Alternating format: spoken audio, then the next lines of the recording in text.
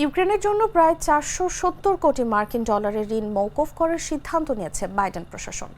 বুধবার এক ব্রিফিংয়ে মার্কিন পররাষ্ট্র দপ্তরের মুখপাত্র ম্যাথিউ মিলার জানিয়েছেন এ তথ্য। আগামী জানুয়ারিতে যুক্তরাষ্ট্রের প্রেসিডেন্ট হিসেবে দায়িত্ব নেবেন ডোনাল্ড ট্রাম্প। তার আগেই ইউক্রেনের জন্য যতটুকু সম্ভব সহযোগিতা বাড়াতে চায় বিদায়ী মার্কিন প্রশাসন।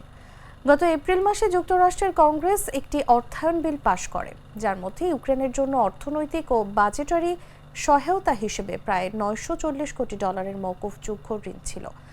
এই অর্থের অর্ধেক 15 নভেম্বরের পর মাফ করতে পারতেন মার্কিন প্রেসিডেন্ট। ওই বিলে ইউক্রেনকে সহায়তার জন্য মোট 6100 কোটি ডলার বরাদ্দ দেওয়া হয়, যা রাশিয়ার পূর্ণ মাত্রার আক্রমণ মোকাবেলায় ব্যবহৃত হবে। ম্যাথিউ মিলার বলেছেন যে পদক্ষেপের কথা আইনে উল্লেখ ছিল, আমরা তা গ্রহণ করেছি। ওই ঋণগুলো মাফ করার সিদ্ধান্ত নিয়েছি, তবে কংগ্রেস চাইলে এখনও ওই পদক্ষেপের বাধা দিতে পারে বলে জানিয়েছেন এই মার্কিন কর্মকর্তা।